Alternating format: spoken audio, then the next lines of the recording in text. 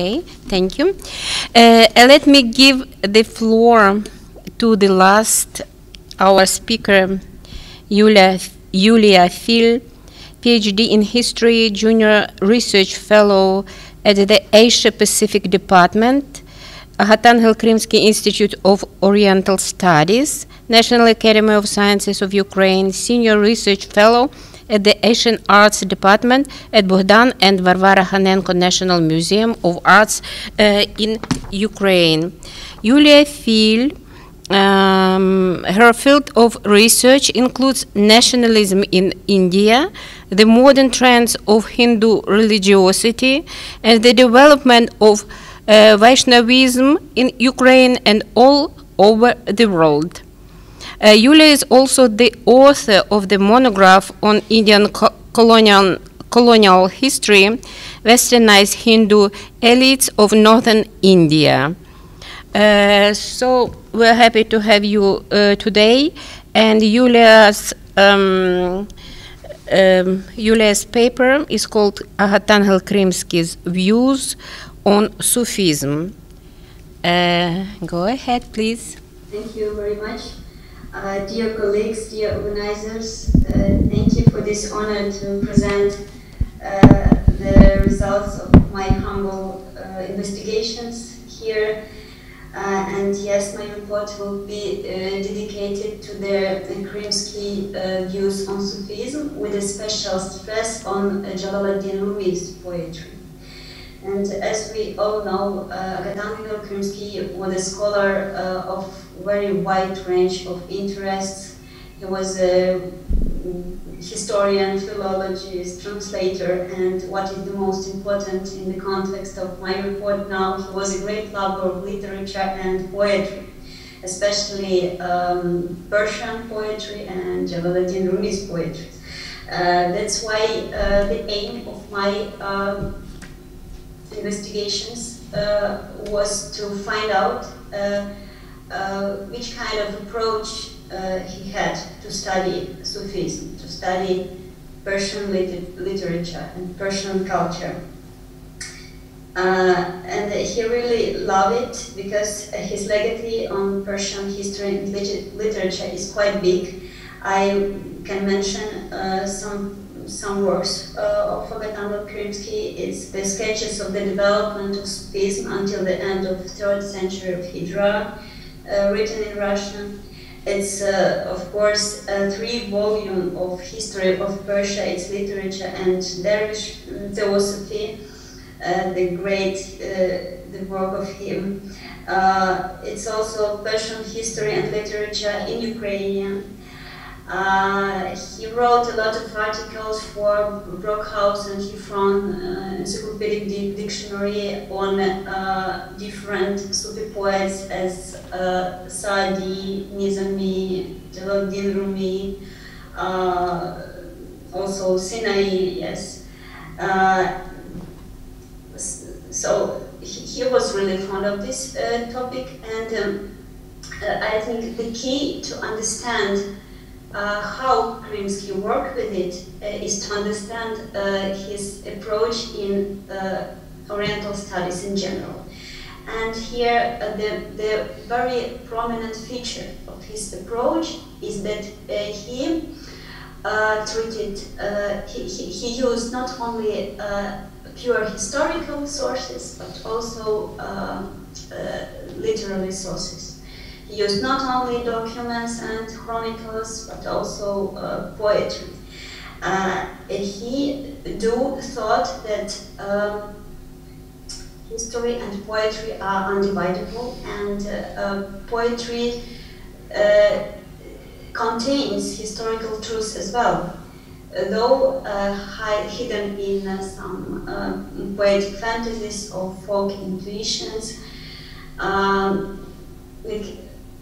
Even his greatest work on Persian history has its title not occasionally. As we remember, the title of this work is History of Persia, its literature, and the Dervish theosophy. I want to stress its literature. Yes, the history and literature was always together in his approach. So this aesthetic attitude was the part of scientific cognition for him, I think. And when he worked with Sufism, we also find this approach.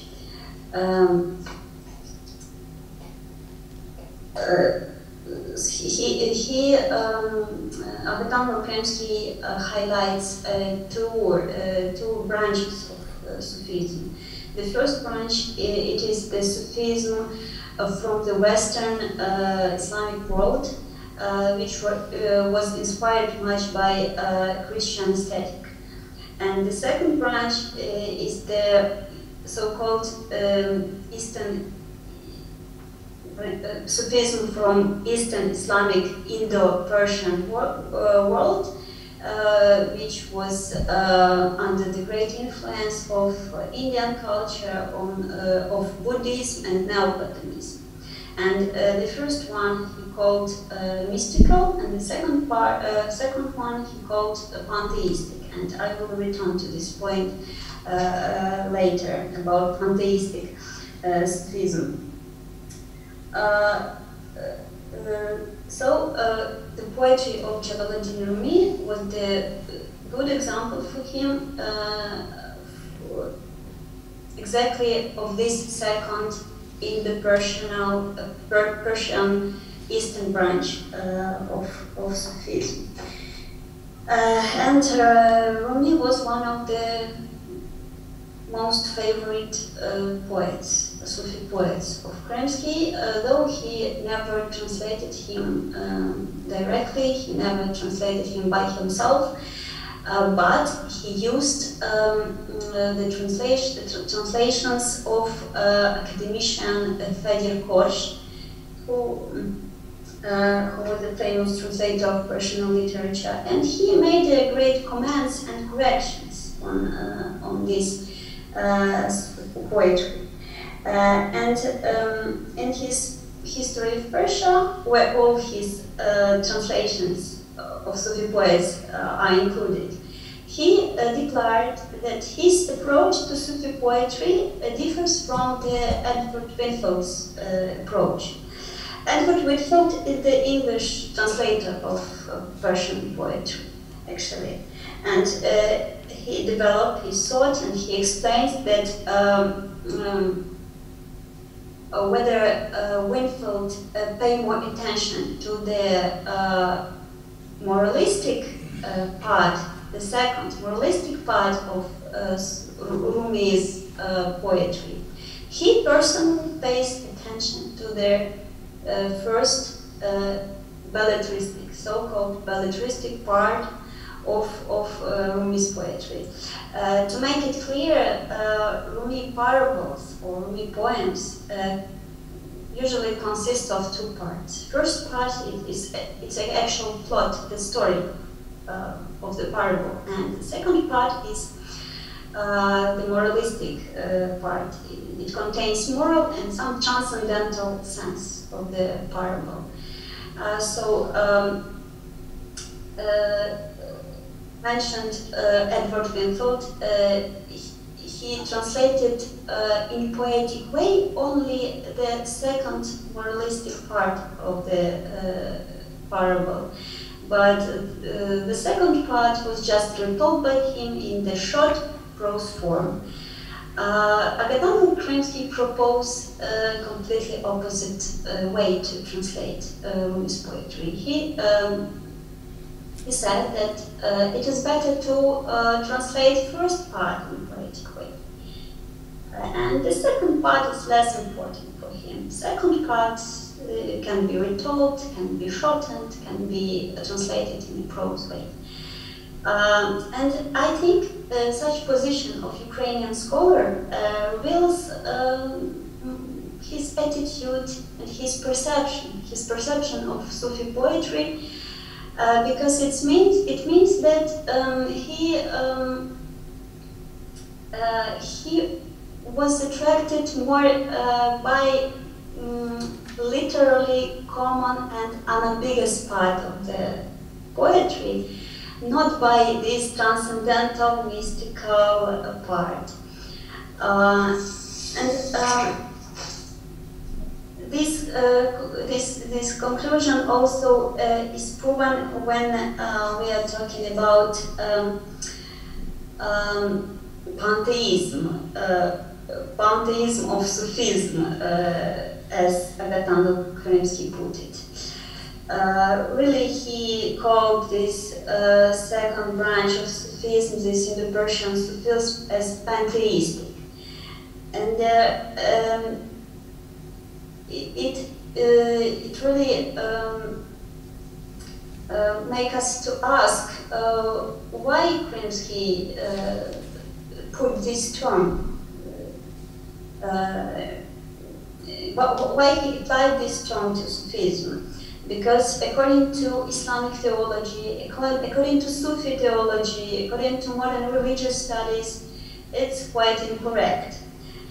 And I think the key to understand why Agathangel Krymskyi called it pantheistic lays in the fact that, again, the main source to study Sufism for him was poetry. And Sufi poetry is really very mystical. It's full of different mystical inspirations, which sometimes contradicts to each other.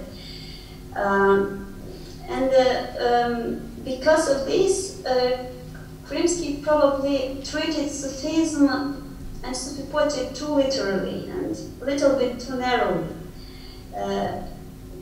And so we come to the conclusion again that his perception was a little bit down to earth, a little bit less mystical, and more literally than other translators and other scholars probably see in the Sufi poetry. Thank you very much for attention. That's my conclusion. Yes. Thank you very much.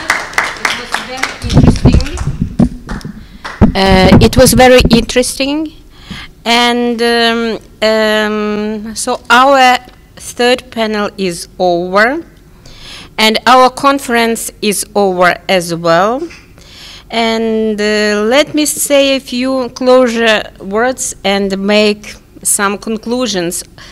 Our conference, Agathangel Krymskyi and Lebanon, held in American University of Beirut.